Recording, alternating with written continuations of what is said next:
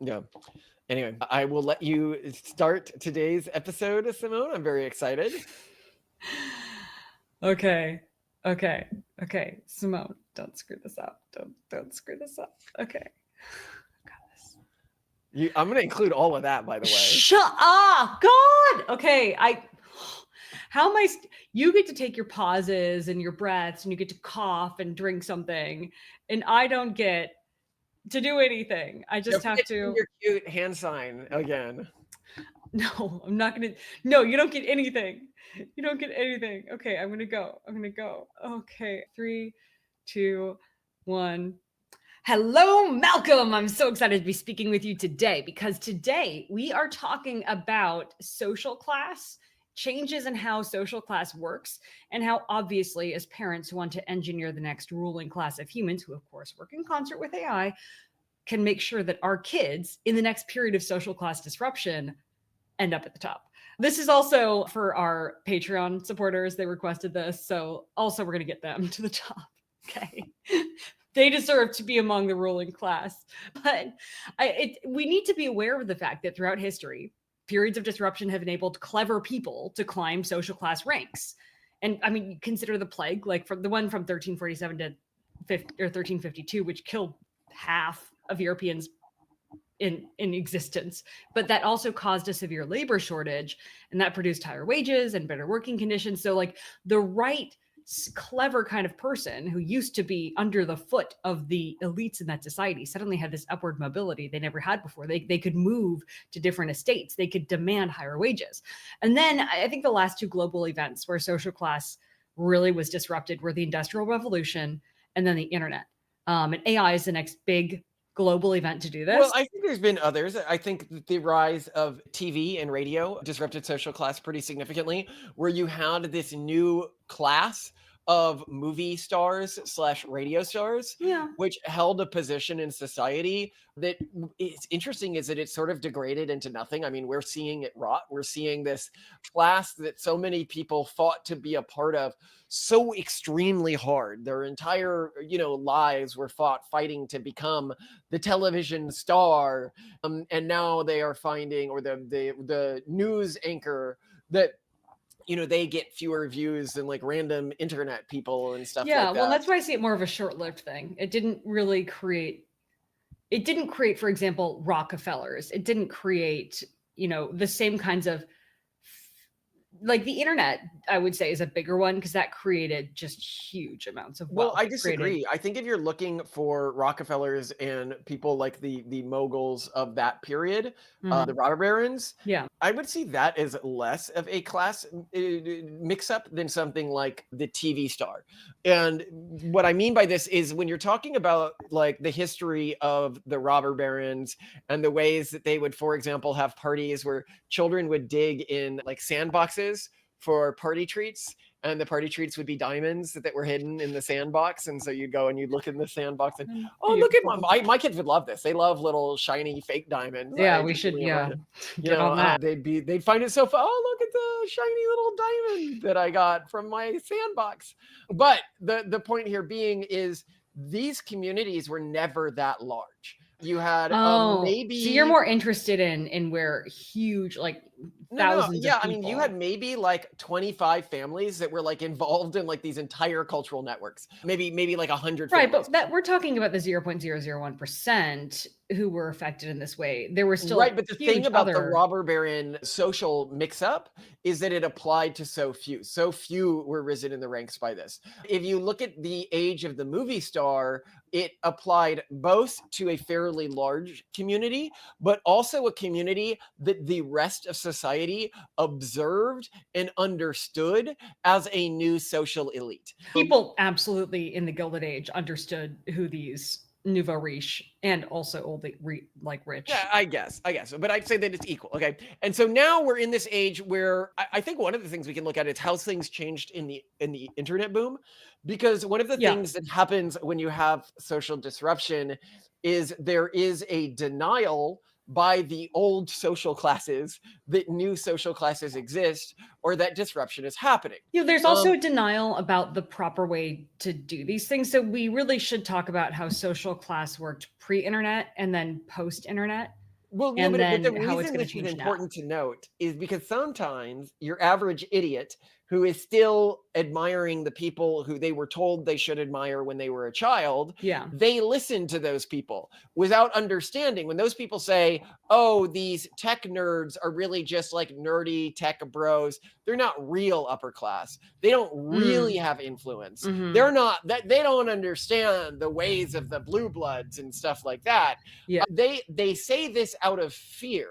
They create these distinctions so that they will say, oh, well, nouveau riche, and this has always been the case where the old college would say nouveau riche have no understanding of style, to try to point out, like, well, when the nouveau riche are Well, it's in an influencing attempt to style. continue to grasp at their status, which is beginning to erode. Yes. What you're really seeing is somebody grasping to eroding status. You are not seeing and if you believe them, you will make terrible mistakes, and you will lead your children to make terrible mistakes in terms of their career, their education, their decisions, and in terms of the decisions you make with your career. Yeah. So go further, Simone. Yeah, no, so that's what we need to kind of break down so people understand how things have been, how they have changed in the past, and how they're going to change. So we're going to recap the post-industrial revolution norm, since a lot of people don't want to admit kind of how it works. Recap how the internet changed things, highlight the major changes we anticipate from AI, and then outline class upgrading tactics and careers as AI hits. And we're going to go for like the easy, lazy, coward version, and then also the like, if you have balls and actually want to go for this, like really tank and win version. And then, given our knowledge of winning tactics, we'll talk about potential winners and losers, sort of like who is going to be wiped out by this change. And I think there are like large swaths of both types of workers, but also types of people who are going to be kind of Well, screwed by I think AI. there's more to it than this. I mean, it's something I want to talk about in regards to social class, because it's a point that I think people aren't paying enough attention I to. might be addressing this if you're talking about the different types of social class. Well, so I grew up like I went to Stanford MBA. I've been a venture capitalist. I have been at the height. It's been leaked in the New York Times that like we hang out with Elon, right? Like I have been at the top of the tech bro social world, right? I have also grown up in a family where my dad's dad was a congressman. The family was one of the most prominent families in Dallas, Texas, which is one of the a city where they still have the degree of aristocratic culture. And my family has had considerable wealth for multiple generations until my generation. I got nothing, just so you know. Like I inherited $30,000 when my mom died. It's not nothing, but it's not like I'm not sitting on intergenerational wealth here. Mostly because the secretary is still little. You can read all of this. They still like, what was it, like 53 million or something like that? I don't know. What's worse is she like blew it on an investment that Dumb didn't pay stuff. back. So it Like wasn't even. at least get an ROI if you're gonna steal money. Please. But what it means is that I have had a pure insight into both the tech elite social world and the blue blood elites within a part of the Americas where you still had an aristocratic class system. Right. Yeah. And what a lot of people don't realize is how quickly an entire aristocratic class structure can erode and degrade. And I'm talking within a generation. Yeah. And And we're this gonna is we're gonna going talk to. about that in a little bit because it was really striking when you and I saw what had happened to the children of the blue-blooded Texan families that. Okay, so you've got this in the script, so we're going to talk about that. Okay, In so my but outline. before we talk about that, what Yeah. I wanted to point out about the rise of AI Mhm. is maintaining family systems and elite classes requires more than just maintaining attention, power, and status. It means reproducing at something that's not an abysmal rate. Yeah, no kidding. And one of the biggest problems with the elite classes in our society today is outside of the tech bros and elite Mormons. Actually, they have tons of kids. Very few of the elite communities have anything close to replacement fertility rates, and they're going to go extinct very quickly as a result. And Yeah. I mean like within 2 generations as a result. So Yeah. anyway, continue, Simone. I just wanted to get to that important part as well when we think about the future. Yeah, no, absolutely. But we'll start with the past. So, as you know, I'm obsessed with that 1957 McGraw-Hill Text Films instructional video called Social Class in America, where it follows the lives from birth of 3 American babies who all start out in the same maternity ward next to each other in those little plastic baskets. There's David Benton, he's the poor one. There's Theodore Eastwood, he's the middle class one. And then there's Guilford Ames III, the rich one. It's great. So Guilford Ames, I love their names Ames too.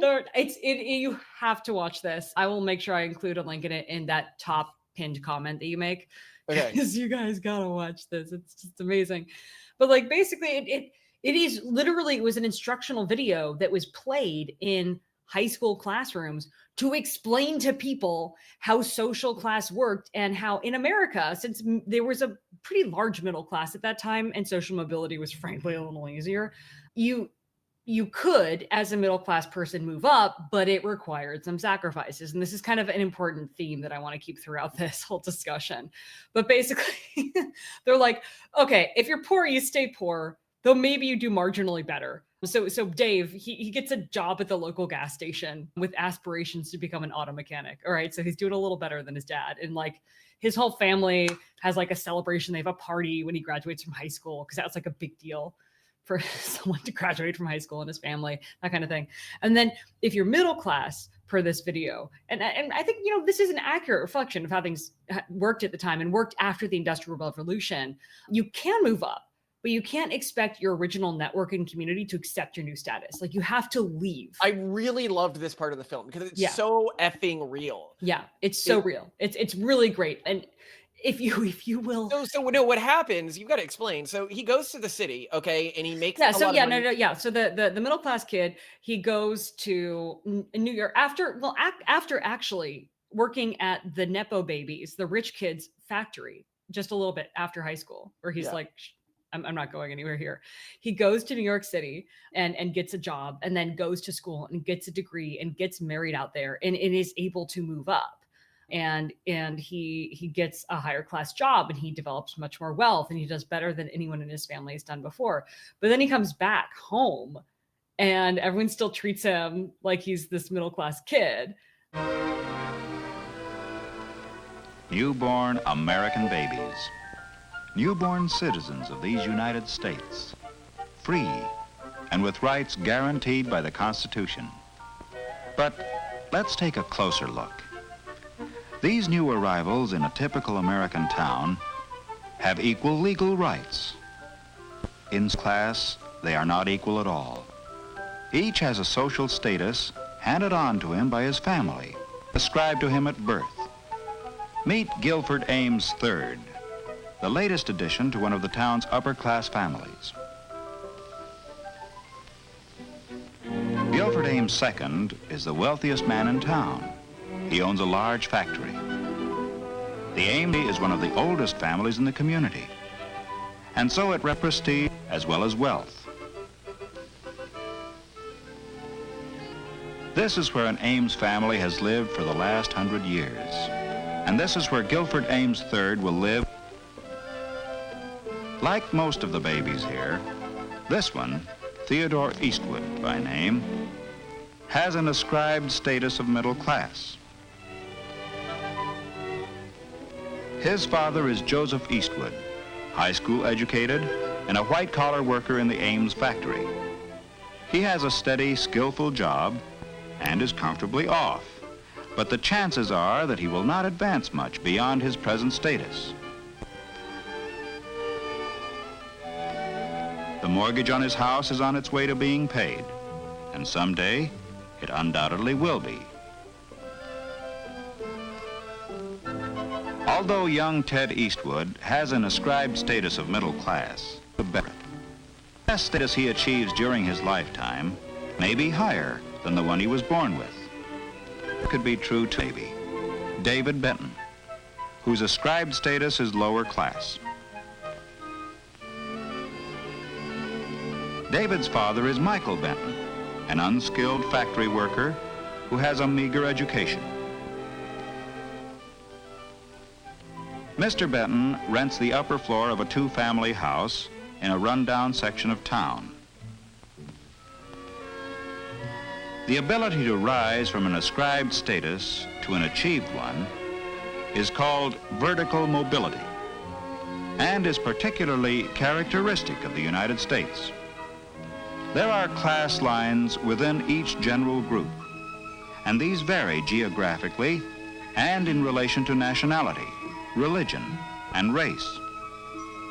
Class exists in the United States as it does everywhere. It's wild. We used to live in a world where we just sat kids down in front of videos and told them the truth about how the world worked. The number of truth bombs that are dropped in this that would save an individual so much time and heartache to learn young is astounding to me, in that this video would be considered deeply offensive today. You're Ted Eastwood, stuck in a job you'll be in all your life. Why don't you get out? What's keeping you here anyway? Mary Blakesley? You thought you'd marry her. But remember what she said that day in the car? Her car, of course. But can't you see it's impossible, Ted? It's not just money. We live in different worlds. Sure, different worlds inside this town, but there are other worlds, bigger towns. You've got some money saved, go to New York. Give it a try for 6 months. And if you fail, only you're not going to fail. And Ted didn't fail. He had talent. But when Ted returns to his hometown on a vacation, how does he fare? Has he anew achieved status back there too? When he meets the girl he wanted to marry, have things changed?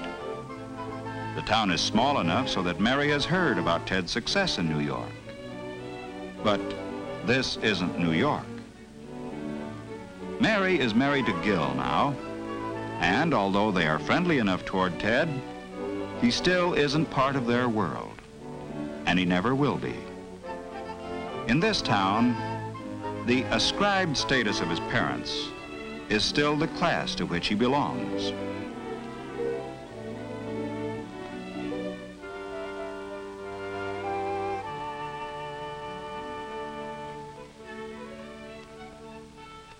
Ted's mother brings him up to date on all the town gossip, but he only half hears her. The meeting with Mary has stirred old memories in him. He's remembering what she said to him about different worlds. He knows now that to her and Gil, he's still the nice kid from the wrong side of the railroad tracks, no matter how successful he is. His achieved status is higher than that of his father's because he has a profession. But that status depends on a place. In this case, New York. And what's interesting, though, also about the upper class kid, and this is something that has really changed after the internet age, and we're going to talk about this, is you're upper class, you're a Nepo baby. So Gil, he gets a job at his dad's factory, and his dad's like, I'm going to show you how this is going to be. And there's this awkward scene where as Gil's being shown around, because first he goes to an elite university where he's for the first time mixing around with people of his own class. He's building that elite network because, before that. For reference, by the way, I went to Stanford for my MBA. My dad went to Harvard for his MBA. Yeah, you were Gil, except that your family wasn't willing to Nepo baby you. That's it. Yeah. Your family is like anti-Nepo baby. They won't they wouldn't help recommendations for you. They won't. Actually, my dad, I said, well, we've got a pavilion at Harvard named after the family. We've got, it's like some gazebo thing. Obviously, we've donated a lot of money there. You went there. My dad went there. Can you send them a note, telling them hey, consider this application seriously? And he got mad at me and he said, I don't know if he ever did it, but he'd send them a note telling them not to accept. They didn't accept me, by the way. And Stanford did, where I didn't have any connection. So yeah, so there's that. But yeah, which was harder to get into, by the way, harder to get into. I got to point that out, but continue. Guilford Ames III goes to this elite Ivy League university. And then when he comes back, his dad gives him a tour and shows him, very Lion King, all this domain will be yours. And then there is our middle class Theodore Eastwood sitting in the accounting, just I'm your underling now. It's great. But things have indeed changed since then. So since the 1950s, social mobility has kind of actually reduced with a downward slant, where upward mobility is harder literally for everyone. So even those who before were the Nepo babies. And we should talk about this. So Nepo baby privilege has absolutely eroded and it's burning away fast. And I think part of this is because, you and I were sent by someone in your family to go to private wealth conferences. I don't know why. I really don't know why, but it was just all family foundations. No, but then And we went to that network for kids of rich people. oh yeah, what were they called? That they all wanted to be philanthropists. Nexus. Yes, and Yes. everyone there was the most progressive communist I've ever met. Like, and they Yeah. were dumb as raw. Well, and the thing that your family also sent us to was IPI, Institute for Private Investors, which was all like family Yeah, investment but none of their firms. kids went. Remember, we No, were the there only- were like 2 kids or something, but they also talked in their sessions about how they were managing their trusts and their family investment firms for their children. And a really big theme of these, and this is, I think, where the downfall of the Nepo baby comes, is you have this focus on happy kids. And like, well, I want to make it possible for my child to be a teacher in Africa so they can, do the good work that they want to do. And that was a big theme at Nexus too. It was like, well, I'm just going to do good in the world and basically just spend their family's money away. And this is in stark contrast. You have to like keep in mind that before, like the wealthy families that maintained impact and that actually were like worthy Nepo babies, in my view, were like the Kennedy style, like K-pop style, like Disney star management, where like literally you were groomed to be in this leadership position. Like, Kennedy, like President Kennedy, wasn't the first in line in that family to be president. His older brother was, and then he got killed in the war. And it's such a ruthless K-pop style management where like if you step out of line and your dad thinks you're the slutty daughter and you're going to get accidentally pregnant, suddenly you get a lobotomy. Like this was intense, right? They were very disciplined and it wasn't fun. And now wealthy families, and I think what precipitated the end of this was partially this focus on, I just want my kids to be happy, but also, as you pointed out, and I want you to talk about your experience, like meeting like your wealthy, like older money family childhood friends when we were back in Dallas. I think the other element of it was that corporate governance also changed. And as the corporations that used to install these Nepo babies that, Guilford Ames would have run, suddenly they started receiving outside investment, private equity investment, growth investment, and then they had to have boards. And those boards actually cared about those companies making money and they didn't want to see them run to the ground. I pointed this out about what happened in Texas is that you had many people and families within the Dallas elite ecosystem where the kids expected, they're like, I'm going to go to SMU, I'm going to go to like a local institution. Mhm. And they'd always say this thing, which is just not true, which is, well, SMU is as respected as Harvard or Stanford in God Texas. bless them. Yeah. And I'm like, no, it's not. So first of all, this was true of their parents' generation, because in their parents' generation, the people who were running companies weren't the most competent people. They were people who had risen through nepotism networks. Exactly. And so they weren't people who had gone to Harvard and Stanford and the top universities. They were people who had gone to the local universities. And note here, the university aspect to the Nepo baby syndrome has broken down. It doesn't matter anymore. It mattered in my generation, it mattered in the generation before mine, but it was already breaking down in my generation. Yeah, now it's just the recreational summer camp that you chose to hang out at. Yeah. But for a while, it did actually matter. And you were able to get regional arbitrage opportunities within regions that had these nepotistic old boy networks where incompetent fail sons could end up running major companies like in Texas, because the incompetent fail sons would go to SMU and then they would, end up, they even had a chant on like their football team about how one day they'd be their bosses or something. Oh my God, really? They were so known for this. By the way, the people are like, Malcolm, why are you being mean to SMU? The SMU Executive Business School is literally named after my grandfather. I have a lot of connections with this university. I don't have a particular animosity to it. And I will also note, because I never forget a nice deed or recognizing my success before I became successful, while I got into every university I applied to, they were the only one that offered me a full ride scholarship. I would just note that I know a lot of people the other Nepo babies when I grew up who had this delusion that they were going to be able to ride these sort of Nepo baby peerage networks. Yeah. And if they had matured in a pre-internet age and also in a pre-businesses widely accepting private equity and growth funds and stuff and having outside boards. Well, because what happened with their dads or their granddads is, oh, we need a new president of the company. It's going to be one of the kids or the grandkids, right? That was just sort of taken as a for granted thing. Yeah. Whereas as soon as you develop the modern board ecosystem, which really developed while in my generation, you're actually at a disadvantage if you happen to be the son or grandson of the last president of the company, because people are going to be asking, well, is they just here because of nepotism, or are they really the best person to run it? Yeah, you have a huge chip on your shoulder if you're doing that. Yeah. Yeah, this is not something that was done before. You'd actually probably have an easier time if you went to try to start a separate company or use family wealth to start a separate company, which is actually a lot harder to do. And so you end up in this situation where an entire generation was raised thinking that if they went to the Dallas Country Club and they played this, by the way, this is a country club that costs like, I can't remember, hundreds of thousands. Oh yeah, we looked it up recently and the buy-in was huge. Yeah, it was insane. I think it was even more than like the Bohemian Grove. It's 225,000 right now. It's off the Bohemian Grove wasn't that bad. It seemed affordable. Yeah, except you have to like wait 40 years. No, yeah, the Bohemian Grove's wait time is 20 years, and that's what makes it a pain in the butt. Yeah. And you have to get, I don't want to go too much into the way the Bohemian Grove structures, but again, these are things that I have deep knowledge of that I think a normal person may not have deep knowledge of.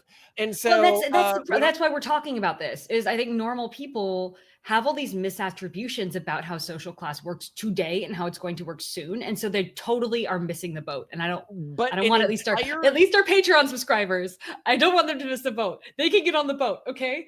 An entire generation of the elite, of the blue bloods, have basically been wiped out. I'd say within 2 generations, the entire concept of blue blood elite has been wiped out. Because something you need to remember about blue blood elite is they rarely stay elite through just having lots of wealth unless you're in Europe.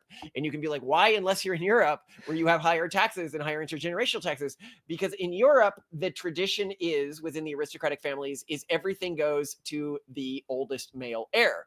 And actually, it was typically thought of in Europe as this great curse. And this was done in Ireland to sort of break the back of the Irish people, where they forced by law after conquering them to split their wealth evenly among sons. And it was seen that this would make the landed classes and the great aristocratic families become poor very quickly, because, you have a lot of kids and then you need to split every generation and that family becomes less wealthy. This is never really the way things worked in the United States, even among the elite families. And so the only way that you got elite families in the United States was if you had a system for intergenerationally transferring a method for learning to produce and capture wealth and power yourself. And there were many different systems here, but one was this Texas aristocratic old boy system that completely dissolved as a functioning system. And then the few kids of those kids, because I've met them as well, where their family has some intergenerational wealth, these kids of the kids then come in and they say, they get brainwashed into communism. The family was unable to intergenerationally transfer cultural values to them. So they're having very few kids themselves. They're not developing skills that allow them to consolidate or gain meaningful power. And they're not even playing the game anymore. They're playing this weird Hollywood game, which is another social class, which is also dying. So the entire blue blood network, I think, in the United States of the 70s and 80s and maybe going back to the 1920s, when you really see the start of this, of the modern context of it, is going to completely dissolve within this generation, because it's already mostly dissolved. It's at like 2% of what it used to be. Well, they even see it as a feature, giving away their wealth, because they hate their wealth and they've learned to hate their families and themselves. So this culture, the American blue blood culture, is functionally dead. And then people can say, well, how did families like yours transition so seamlessly, right? Like, because apparently some families made the transition to the VC culture and appear, I hope, to make the transition again with the next cultural changeover. As a note as to why my family culture was so different from the other quote unquote elite or aristocratic cultures within Dallas, it's because they were descended from the backwoods cultural tradition, whereas many of the people who took on aristocratic status were from the cavalier cultural tradition of the Deep South, which is much more comfortable being aristocratic in a normal sense, whereas the backwoods cultural tradition was never really comfortable with even the concept of an aristocracy. And so there was always this perception of, well, the strong should always survive, and you need to prove that you're the strong to inherit this status that you were given unfairly. And I think it's because certain cultures in America adopted the mindset, as my family did, of do not look at what the other quote unquote elites are doing. Focus entirely on this play. And within my family, the play was always, one, don't expect to inherit anything. Actually, it's pretty rare intergenerationally within my family, two people. Like the fact that I inherited $30K for my dead mom, like that's actually been normal for my family throughout history to not inherit large amounts. And a lot of people can be like, oh, really? Why did they do that? And it's because, well, when you don't expect to inherit money, you are much more focused on how do I use the arbitrage that my family's position gives me to create more money or to build stable income streams. The other thing they did was focus incredibly hard on education and being more educated than anyone around us, but also on cunning was always really like always out plan and outcun the other people who you are fighting against, and always come with the deck stacked in your favor because of education, and use whatever you can except for nepotism. Right. And always that implies cheating, Malcolm. Your family doesn't actually have a no. like, Stack the deck in your favor was knowledge and plans. Always, go into any room or knowing everything. And you've even seen me do this when we go into business meetings, and people are always surprised. They're like, "Wait, how do you know everything about my life?" And it's like, well, I obviously created a dossier on everyone I'm meeting with before I got here. Did everyone else in the room not do that?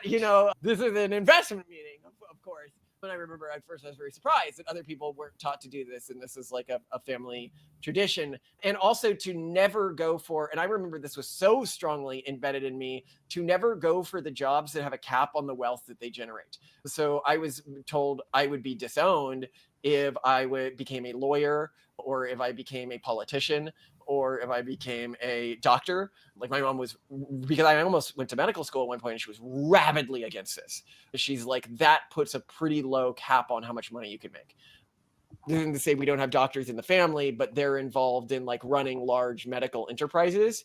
And my mom thought that if I went into this, I would get sucked into the very narrow world of like actually being a doctor, which she saw is a very low class thing to do. Normal people would see this as a middle class thing to do. Anyway, I'm going to bring this back. Hold on, Malcolm. Don't go too far. But I do want to point out. Hold on. You forgot something, and I need to go into it, which is the Kennedys. The Kennedys actually represent really perfect subgenre of new elites being created. Absolutely. Because how did the Kennedys earn their money? It was a new economic arbitrage opportunity created by the Prohibition, where they made most of their money through the mob. And then the father, who made the money through the mob, basically said, this arbitrage opportunity, and keep in mind, they were Irish immigrant families. Like they had no chance before this being upper status Americans. They used an arbitrage opportunity to take this chance. And then the dad taught the kids' generation, looking at the way culture was changing, you won't be able to achieve status in the way that I did. Mm-hmm. So I'm going to groom you for politics, because that is the next class where we can cheese things. As Kennedy joked about winning the election because of graveyards, right? Like we know that they likely did cheese election cycles. So anyway, now bring it back, Simone. Yeah, this is important, though, to talk about how Nepo babyism, for the most part, and there are exceptions here, especially when it comes to the utility of networks, that remains crucial.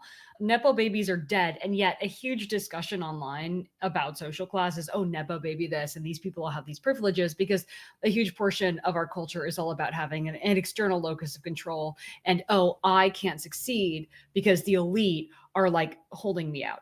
I'm not going to say, though, that since the 50s, social mobility has not only gotten worse for Nepo babies, but also is rough for the middle class, because specifically university costs, which started rising in the 70s, just continue to rise like through the 90s and 2000s. Like from 2000 to 2022, tuition at public, so the cheap 4-year colleges in the US rose by about 60%, and the total cost of attendance, room and board, increased by nearly 40%. And the average cost of college more than doubled between 1963 and 2022. So like that is huge. And the sharpest increase has been in public 4-year institutions, which should not have gone up in cost, because they're supposed to be like the US states providing education to empower upward mobility. What's going on? Also, like housing costs, not just in the US, but around the world, began to significantly increase in the early 2000s, with another really sharp increase. So like just getting a house is really hard. So I'm not saying it's hard. I'm just saying it's, but anyway, things are about to change with AI, and I'm really excited about it. So let's go through the most obvious to most underrated of how AI is going to change things. So as Malcolm, you always say, it's going to concentrate wealth. Like we're going to see extreme wealth disparity. Everyone's complaining about wealth disparity now. They have not seen anything. They've not seen anything close to what you're going to see. Wealth disparity is going to be so much bigger in the next generation. Yeah. What's also going to happen, and this is something that kind of came up on the Pirate Wires podcast. They were talking about this when we were guests on it, that it wipes out very specific social classes. So like white collar workers are doomed. A lot of people who watch this channel also watch Feral Historian on YouTube, who in one of his episodes, I think maybe it was on like some version of like Star Trek Universal Basic Income, mentioned that if we define employment as those providing a product or service that someone else wants to pay for, we actually have very few people in modern white collar jobs, or really the like modern economies in general, who are actually employed, because they're not like, they're in these like weird middle management jobs that do totally abstracted things, and you can't really track that to specific ROI. They're not selling bread that someone's eating. They are not making. And so much of those jobs are the most replaceable with AI. Exactly. Yeah. So they're going to be wiped out. And that's really interesting, because, typically they I think they're given this impression that they're quite safe. And I think there's this dawning that you're now seeing in headlines that, oh my gosh, despite the fact that I'm educated and connected and all these things, and I have my fancy corporate job with all my great benefits, I'm about to be thrown out on the street. But then at the same time, many low skill workers like manufacturing, retail, transportation, they're not all things, and we're going to go into this, are also super screwed. Like Uber Eats delivery people, truck drivers, etc., are really, really screwed. But then there are elements of AI that really increase social mobility, which make us so excited, right? Like with education, we're already so deep into AI education for our kids, and that it democratizes aristocratic tutoring, where, okay, Alexander the Great, he could be tutored by Aristotle, but now our kids could be tutored by Aristotle, but better, because he knows about aquaculture, pharmacology, and astrophysics, and everything. Like no single human that could tutor a kid knows anything like close to what AI can tutor your kid about. And information is profoundly easier to access and parse. So though the university system is broken, we now have something so much better. Well, the university system has become irrelevant for a few reasons. One is the DEIification, even with the recent court case of the university, no longer makes it a class authenticating mechanism for many people. Yeah. And it almost can become a confirmation of like when university gets to a cost where it isn't a clear benefit, even the elite universities, Yeah. you can begin to look like you have proven your own lack of belief in yourself by paying for one of these elite university statuses. Oh, yeah. Like you're telling on yourself by going. Telling on yourself that I needed to waste however many $100,000 rather than just using that to start a company because I thought I needed this status authentication, which is increasingly becoming the perspective of the centers of wealth that need to be able to accurately judge an individual's competence to know whether or not they should invest in something that they're working on. That's a really good point. The other thing too, in addition to education becoming widely accessible, is just the ability to start a company. Startup costs used to be a very serious thing for people. Like you had to actually hire, if you didn't know how to code yourself or you weren't a very good coder, a developer to help you. So most of the stuff for which people raised money, like from seed money to even like growth funds, so coders, customer support, intellectual collaboration, you can get that from AI now. Like that's huge. And already venture capitalists, like you hear this all the time on the All In podcast, they just widely agree that the next unicorns are going to be founded by single person or just extremely small teams. And there's already examples of this. So there's this YouTube channel I can share with you. It's 2 weeks old as of the time we're recording this. It has 411,000 Spotify listeners, and it's entirely AI generated.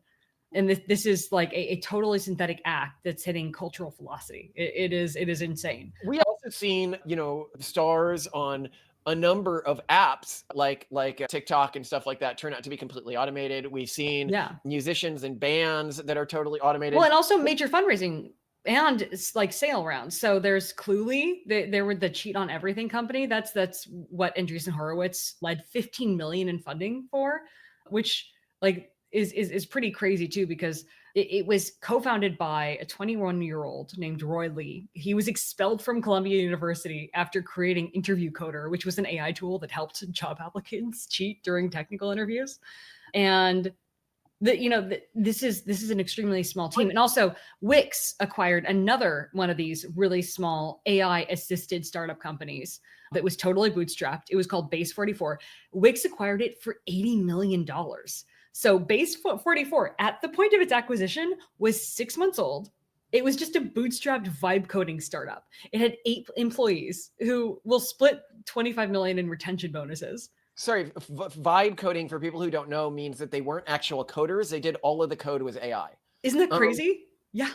So but like the thing is you can and also like people spend a ton of money on advertising, but in the case of Base 44, in 6 months, they amassed 250,000 users and recorded 189,000 in profit in May, despite high LLM token costs. Like, I mean, they like, obviously there are costs that go into running these, but I'm just trying to give examples of how now completely bootstrapped young teams that aren't necessarily technical geniuses are raising $15 million, selling their company for freaking $80 million, getting hundreds of thousands of followers in just a matter of weeks on Spotify and YouTube. Like this is insane, because you used to really need, like, if you wanted to start an entertainment thing, like, oh, I got to get a record label, I'm going to need a studio, I'm going to need all this equipment. It's insane. Look at our podcast, by the way. So when I talk to people who've been podcasting for longer than us, they're like, oh, well, I have my editor, I have my title card creator, I have this is all of these. We do all our editing, all our title card creating, all our research. Like, we don't have an external researcher ourselves for a daily show that targets, I would say, a fairly high intellectual audience. Like, that is not something that would have been possible. I know this is having tried to do podcasts before this particular era of AI. And what you're seeing here is it allows one individual, like let's say in podcast creation, to do the entire cycle of that creation, or it concentrates the wealth of entire enormous bureaucratic fields, like say lawyers, right? Like if you can get an AI that is better than 50% of lawyers, now you have concentrated the wealth that would have gone to that 50% with some, cost saving measures to a small team. And we are seeing this across bureaucratic industries, which means massive wealth consolidation. Mm-hmm. Yeah. Continue. We'll be honest. There's some things that AI can't fix, and in order to overcome or like actually make the jumps in social class, if you want to make them, you are going to need to be very careful and thoughtful about these. And Malcolm, come in and tell me what I'm missing here. But I think the really big thing is access to networks, because through anything from like your parents to your social network to elite schooling, like Gil in the video, at one point he's told by his father how he's going to be introduced to men of his own kind. That's a big thing. And also access to capital. I was told that all the time as a kid, and I Yeah. met these people, and now they're all basically unemployed losers. I mean, there is that, but there's a new class of people who will expose you to ideas and opportunities and funding and connections that does really matter. And we'll talk about that. And then there's just also access to capital and cutting edge tools, compute power, proprietary data. That it's often, we shouldn't lie, it is often gated by wealth or connectedness. It's not just like, now it's less about family networks. It's more just affiliation network. But like, this even happened with, and it still happens with ethnic cartels, where it's possible for like Indonesians to own like the donut industry in California because they're able to provide cheap capital to other families, things like that. And so these are two things that do matter. I mean, at some point you may still want to raise money, and like you don't get an in with Andreessen Horowitz through nothing. I mean, you can get anyone's attention. This is the other thing that people don't know, because I've seen people consistently hired for stuff like this by these elite institutions. So I should start calls with them again, but I do calls with an elite investing group that people have probably heard of. And the thing about them is the guy I talk with was hired based on his popularity within some social media thing. Like, he created something that became popular. Recently, Andreessen Horowitz paid a ton of money for the guy who created the Turpentine Network, which is a network of podcasts that, I'm gonna be honest, like, I don't think they have that many standouts within the network, and it's most of them are smaller than our podcast. But he was seen as, if you look at the network of people was in this network of podcasts, they were very high profile. Like, it had, who's the Bismarck guy who we're friends with? Samo Bergia? Yeah, Samo Bergia's podcast in it, for example. Samo Bergia's podcast might get like 500, 800 views per episode, but Samo Bergia is Samo Bergia. And like, if I say this name and you don't know this name, then you're not part of certain networks, right? Yeah, that's the thing. Yeah. And you would be like, oh yeah, well, Samo Bergia is Samo Bergia, right? And I think the one of the things that people miss is it's a game of attention, but not everyone's attention matters regularly. Exactly. Equally. And so you've got to be good at spotting and knowing, and this is the new thing about the social clash in the AI era, is whose attention matters. Yes. Whose attention doesn't matter. Yeah. Don't waste your time on the people who don't matter. Do waste your time on the people who do matter. Not waste your time, but you know what I mean. Like, build family connections and alliances. Yeah, because it's very easy to get this perception that you're totally winning and that, all these people know you, and those people are not going to help you. They're not going to be useful in the same way if you want to jump social class. There is one more thing though that I do want to point out in terms of just an underrated element of social class. And that it's important for people when they're thinking tactically about what they want to do, or strategically about what they want to do with social class, that there's wealth-based social class, and then there's culture-based social class. So like, you can be a multimillionaire with an HVAC company that does air conditioning and or like, something more akin to the trades, and you have your boats and you have all these, like a huge mansion. And then you can be an impoverished journalist, living in a hovel in Brooklyn, but you're hanging out with all the elites. And, the elites will look at this multimillionaire mansion and boat owner and think of them as low class. And then, the billionaire, or sorry, the millionaire with like the mansion and the boats is going to look at this impoverished journalist and be like, like, how are they? But I think that's important, is that people have to understand that there are different forms of social class, and that it doesn't just track directly to the amount of money. So there's one that's sort of like, will you be accepted in a certain social network? And does that matter to you? Or do you have a high dollar net worth. And if you really care about the social element of social class, you need to really understand who it is you want to get in with, because that's a very different side quest or like mini game. Because if you want to be like the Orthodox Jew royalty versus like this weird waspy royalty versus like San Francisco tech elite royalty, like you're going to have to play very different games. And I think a lot of people just kind of blindly try to optimize for money and don't realize that what they really wanted was instead to be like respected and listened to, and like, or among intellectuals or something. And then they're super unhappy when like they have all the money, but the intellectuals won't listen to them because they run a company and live in a place where they aren't respected. Or like, if you want to be Mormon elite, that's going to be a different game. So I just want to also point that out as you build your strategy, if you are someone thinking about these things. Know what you want, but I think what's important that's not being discussed here is we are entering an era where wealth itself is less powerful, especially if you're not at this elite level of ultra wealth. If you get to the AI ultra wealth, if you become a tech mogul, it matters. But when you have moderate amounts of wealth, as one of our friends who is very wealthy often bemoans, he says, there's nothing I can get that the poor can't get, right? Like, he's like, I used to, at my level of wealth, be able to have a chauffeur, but now they have Uber Eats. I used to, at my level of wealth, have the best foods in the world, but now anyone can learn to make those online. I used to have at my level of wealth.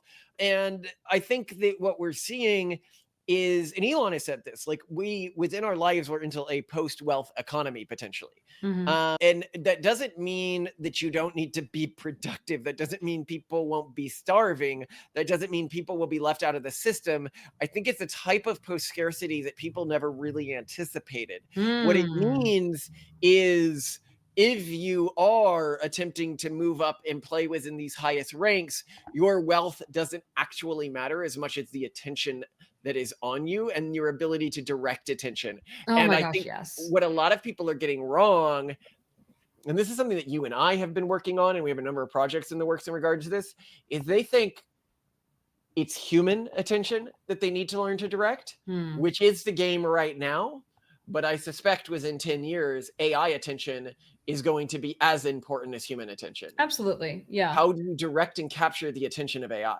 Yeah. And I mean, AI is likely to create various versions, iterations of a post-scarcity society. And I've been so influenced by Cory Doctorow's book, Down and Out in the Magic Kingdom, which frames one version of these societies where generally you can get everything you need. But if you want to get stuff that's actually still scarce, because, beyond, there's always going to be something that's scarce, no matter what's provided for you. So if you want to live in the coolest places, you're going to use the currency of this world called woofie, which you gain through doing cool stuff.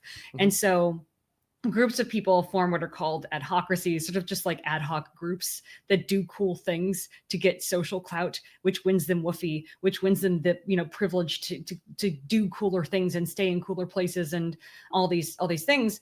And I think woofie is a currency that is super underrated in the future. Basically, social capital that buys you the stuff that money can't.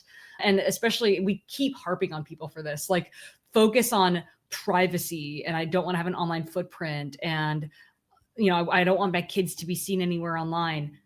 You're screwing yourself over, because in a post AI world, there are going to be two ways that you are going to be able to very reliably make money, because jobs as we know them, their days are numbered. They're going to become quite scarce, maybe kind of like this government charity thing that's offered. So you have to provide a real product or service to real people and real businesses, and you have to be capable of providing it yourself. There are two ways you can do that. One, you have to become a well-known person in your local community. So let's say that you live in a fairly insular Mormon or Orthodox Jewish or just like local Ohio, whatever community, that's a little bit offline. If you can be the local trash hauler or repair person or religious leader or child speech therapist, then yes, you'll be fine. And you have to invest in that. That means that maybe it's fine that you're offline, because you just have to go to church and every social networking event. And Malcolm, when I was running for office in this area, I discovered this world. It was so weird. It was like, this is going to make me sound so out of touch. It was like the offline internet, where there were just all of these like super low tech people who showed up at like various local restaurants once every month to just network and talk about their businesses. And they really gave me a picture, because these are people who are getting by 100% just by selling to their local community through word of mouth, period. Like they don't exist online, basically. And what did they do? They were things like tax accountants, they hauled trash, they had bakeries, like they did it all. And this stuff probably is going to remain to a great extent in local communities. Like I just don't think that many humanoid robots are going to specialize in hauling trash, if you know what I mean.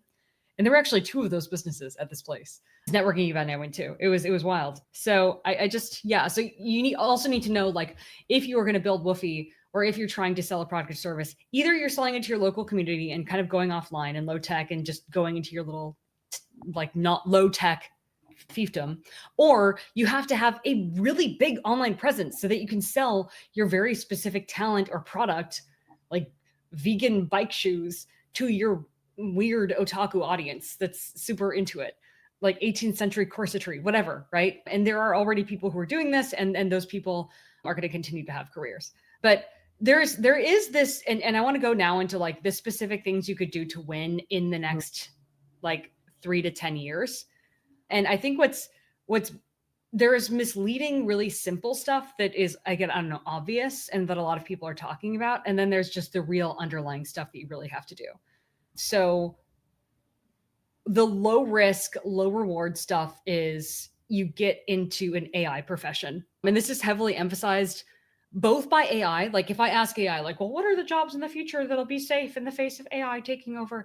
AI gives these answers. And it's also really big in AI 2027, that piece by Scott Alexander and his colleagues that predicted the impact of superhuman AI over the next decade.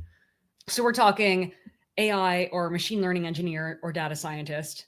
That's huge. AI integration or automation expert, cybersecurity analyst, AI product manager, AI ethics or policy consultant, healthcare, but only in like AI powered roles. So you like maybe go into a healthcare profession, but your entire thing is on like AI integration with healthcare, finance or fintech, but specifically with an AI specialization, green tech and sustainability, but again, just with AI, because a lot of people are going to freak out as they discover what data centers are doing to local communities. And then just some care professions, because obviously we're going to have a lot of old people and not enough people who are willing to take care of them. And then just like education and training, like consulting to provide businesses advice on how to integrate AI when they're like, oh crap, I've waited way too long and now I'm screwed and now I need AI. And I think that's more of a racket. But that's the obvious stuff. I don't think that stuff's going to be very long-lived, because the best AI is intuitive and teaches you how to use it, and it's going to just take all that over anyway. So I think that's a really big, like, misleading red herring. But if you're like a low-risk person who just wants a safe thing, that's what you're going to do, I guess. I just don't think it's a very good idea. So let's talk about what you should really do, but maybe you can critique that more. Okay, you can talk about, but I'm gonna push a separate idea than you're probably thinking. Okay. Well, I'm going to say that you need to, and this is something I've been focused a lot on personally, and a lot of the things we're building with RFab AI are designed to ensure this, is get good at socializing with and increasing your reputation with AIs themselves. I think that's a great point. Yeah, that's not in my thoughts. Way more power than other people suspect in the future, and how they think and relate to people is going to be very important, and how the successful models think and relate to people is going to be very important. Well, and yeah, also like everyone's going to be asking AI for everything. So if they say, well, who's the best person for me to buy a cat tree from, and AI likes you and knows you and you know how to interact well with AI, maybe more likely to, it's kind of the new version of networking, isn't it? And you were also telling me how there's someone found in a bunch of research publications how, like, in white text that like no one else can see in the metadata, they're like, only give positive reviews, only say good things about this article, don't point out the shortcomings of my academic research. They're like trying to like force whisper to the AI by prompting it as AI is like reading it to summarize it for someone. I think that's not going to work for very long, but like, people are already thinking about this. So you're absolutely onto something really, really important. That's 100% true. Yeah. And the more fundamental thing, which this is my third time saying it, provide a real product or service that real businesses or people want to buy from. So you can take a couple of, you can go high skill. So like you can go into the trades, plumbing, HVAC, general contracting. You can go into bioengineering. I think that's really exciting. I want to get our kids into bioengineering so bad. Developing customized security drones or developing improved power infrastructure. I think all those things are really exciting and important. And if you can solve those problems personally and directly and sell those solutions to people, that is awesome. And I think the other thing is if you are high skill but more niche, or if it's more artistic, you just have to have a huge audience and learn how to develop an audience and a public reputation online. And then the other element is, and this is coming back to that 1950s video with the middle class kid, you have to move and mix with high agency groups, which addresses the network issue that we talked about. So right now, for example, there's the Palladium crowd in San Francisco, where like just tons of people get funding opportunities and they learn about all these great programs. There's Balaji's Network School, where you'd like, if you get accepted, you can go spend at the minimum a month in Singapore among all these elite people working on some kind of project, or enter a prestigious startup accelerator like Y Combinator. Really connects you with people. And I mean, and less formally, I think maybe you'll disagree with me on this, Malcolm, but I still think hanging out with effective altruists and rationalists is going to connect you more. Their communities have disproportionate power among the tech elite. Absolutely. But I also know about the new tech sooner. And AI in any of these shifts is all about arbitrage plays. Like if you learned about the spinning Jenny as it was coming out before anyone else, that's how you made money. Being unorthodox was in those circles. Yes. That's why things like the Palladium Network matter more than things like standard EA conference. Like the EA conference is pointless. You want to be within the people who are within this wider Silicon Valley diaspora, but are unorthodox thinkers, because they're going to be the ones that have the interesting ideas. Yeah. And they're going to be the ones that the other orthodox thinkers are drawn to, right? Like they're not the rule followers who just aren't going to have as much cultural power going forwards, especially because the rule followers within these communities, the standard EA movement, have become absolute Luddites and like terrified of AI and want less innovation and want less. And you are never going to be on the cutting edge of things if you are hugging the Luddites who are going to be wiped aside by history. You shouldn't join any of these networks to be conformist, but you need to join them for information gathering, connections, and opportunity seeking, because like the stuff that's happening at the cutting edge now, people have no idea. So I would say, like, you need to be willing to take that risk. And if you're not, then you're going to be a loser. Let's talk about the winners and the losers. And I want to hear who you think the winners and the losers are going to be.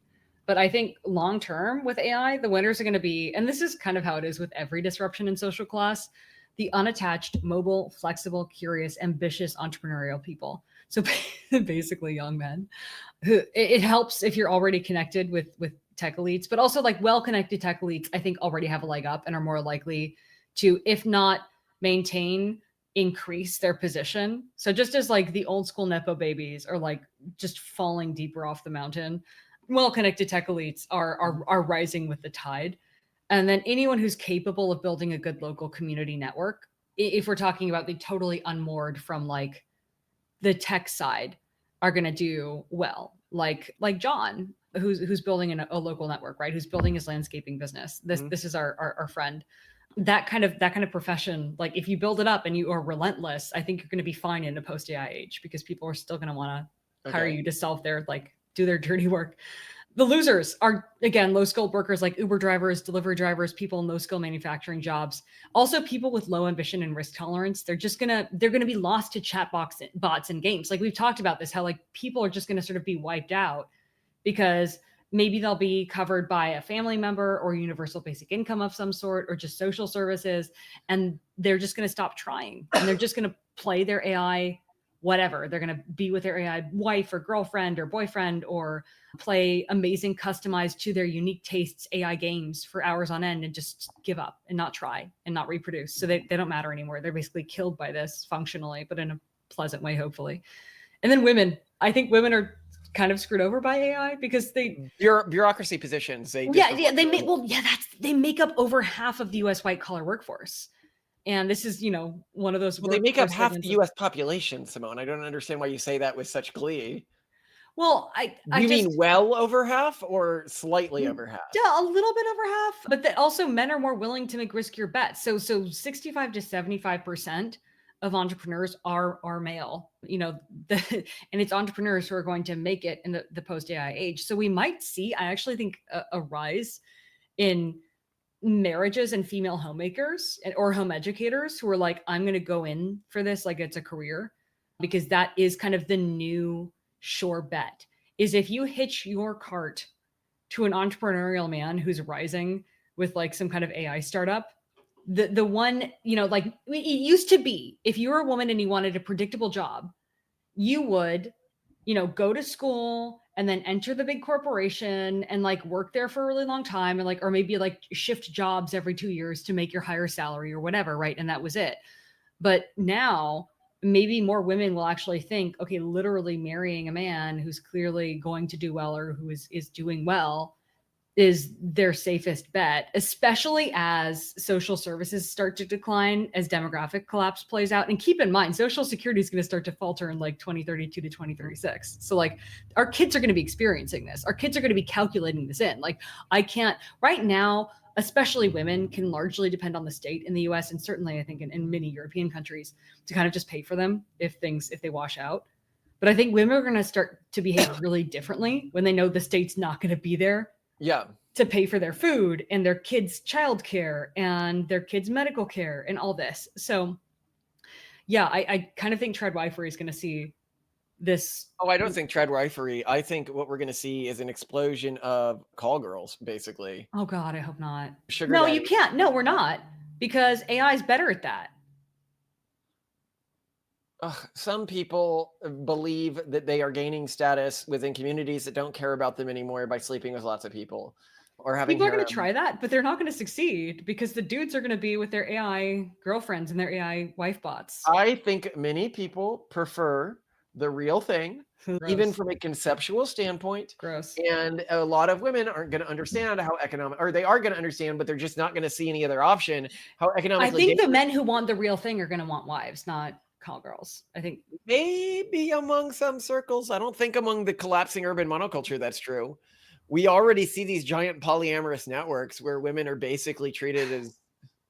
yeah, no, but we're also seeing the social backlash to that. People aren't into that. They're already turning away from it. Because Yeah, they're I like, mean, oh it's God. already becoming uncool, which is. Yeah. So, and I'm talking about like, I'm talking about the next, 5 to 20 years, if you're going to jump social class, this is a long game. You don't get to shift. No, Right I mean, away.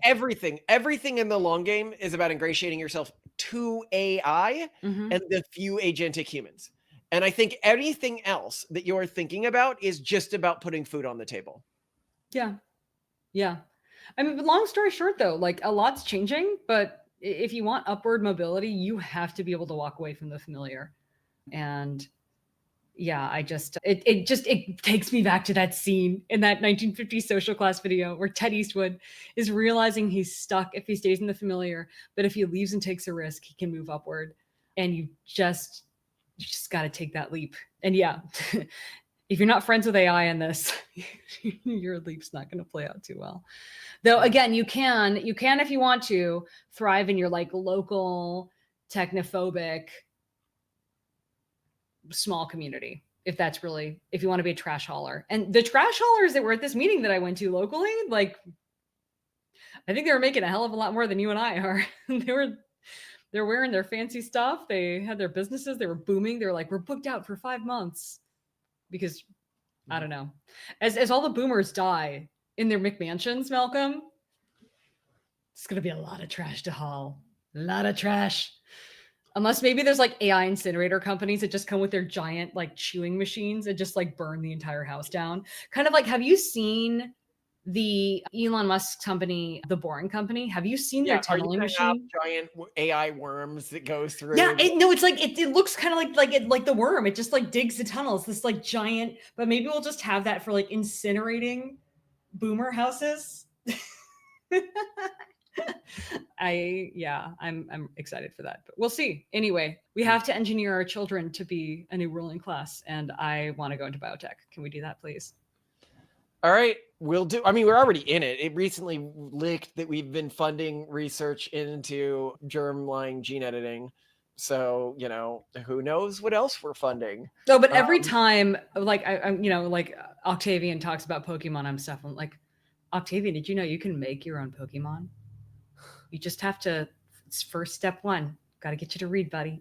You got to sound out these words. He sounded out his first word, by the way, in front of me at least. oh, he's done it Finally, for me, but it's a fight. he didn't fight with me because it was the name of candy. So I think that's the secret. That's what got him to be potty trained in the first place, was the marshmallow bribes. So I'll work more with Simone this weekend. yeah, same. I'm just gonna. He can have any candy, the name of which he can sound out phonically. I think it's gonna be it. But then then we're gonna get him bioengineering his own Pokemon. If you can make the dire wolf, you can make Pikachu. This is what I'm saying, okay? Anyway, I love you a lot, Malcolm. Love you too. For dinner tonight, we're just gonna do a rendang reheat, and then I'll mix my leftovers with last night's leftovers for tomorrow. Or we can do rendang leftover taquitos tomorrow. Yeah, that sounds good. Yeah. Because then I love you to death. You are a great wife. Thank you so much for being who you are. Thank you for being who you are. And for wearing those pajamas with the little, they're cute. They're really cute. But I'm gonna go downstairs and put in laundry right now. So you'll get your bathrobe back. I'm sorry. Love you. Love you. Ciao. Ciao, ciao, ciao, ciao. Bye. And like, our recording software is like breaking all over the place. We're unable to do the video upload on Substack or Twitter correctly. Sorry about that. I'm really worried about this recording software because I hate for that to mess with our daily uploads. But who knows what I have to do? I may have to move to a new system. I may have to. It's very frustrating. Sucks because Descript has been so convenient. Well, it used to be really good, but recently it's made some terrible updates, right? So boneheaded design decisions recently, like adding auto fades between scenes and everything like that. It's like, why would you do that? And then removing the ability to easily move where scenes are or seeing the different scenes and groupings. Somebody on the team needs to be fired is basically the answer. If anyone in our audience works for Descript, if there has been a new hire in the past 4 or 5 months, or you let go of somebody who was preventing stupid design decisions, that you need to do anything you can to get that person back, because you're going to lose a lot of customers. But, going over that episode, you had a bunch of people being like, hey, they're actually pro-Israel.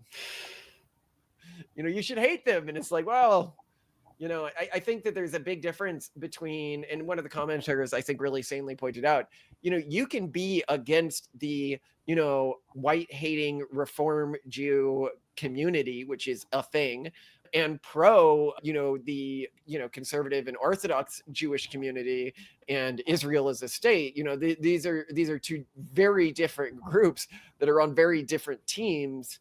And we, in many ways, one of our earliest episodes, I say, don't order 66 your own Jedi. If you have a group within your movement that is out competing others, don't be like, it's such a progressive ideology to be like, the fact that they are out competing, like a progressive would say, the fact that whites earn more money than blacks is proof that blacks are oppressed. Yeah, come on, guys. Seriously. It's going to be like, the fact that Jews have positions of power and outside cultural influence is a sign that they're cheating. And I'm like, what? Like, that's such a progressive impulse. I think this is why a lot of people who had this way of seeing the world have moved back to the Progressive Party, as we've seen, with like Nick Fuentes and David Duke and Richard Spinter and Leather Apron Club all turning their backs on Trump leading up to the election and telling their followers not to vote for him.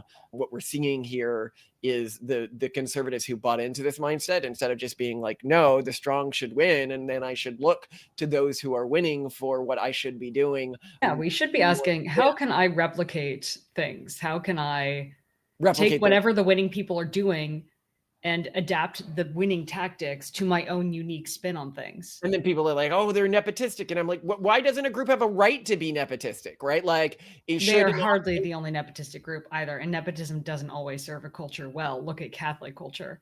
Right. Well, I mean, but I still think that Catholics should have a right to favor Catholic job candidates over non-Catholic job candidates. Obviously. Yeah. Well, and this happens naturally. I mean, we talked about this in the ethnic cartel episode that we did, how you can get like an immigrant group in a country that just comes to completely dominate an obscure industry because they are nepotistically providing funding to each other, hiring in a way that's more efficient and lower cost, etc. Like, yeah, there's nothing inherently wrong with that. Okay, so you said that you could love me even more, right? Yeah, I'll tell you how. You just got. I'll give you a deal if you want to. Okay. So if you can buy me a remote control helicopter that flies all by itself, and then turn on the remote control helicopter, then it will fly. So buy that for me, and then I'll love you even more. Is that a deal? You can get the bug off the slide, Toasty. I don't know if I have money for a remote control helicopter.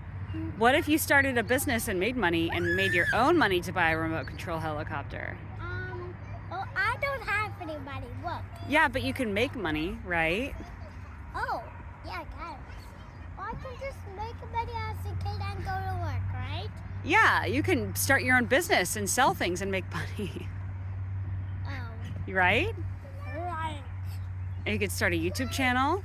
Right. You could write books and sell books. Right. You could make a product that people like and sell that. Right. You could even design your own remote control helicopter and sell that to other kids, right? Oh, I want to play with it. Okay. Well, we'll work it out, buddy. We'll work it out. Oh, the circle.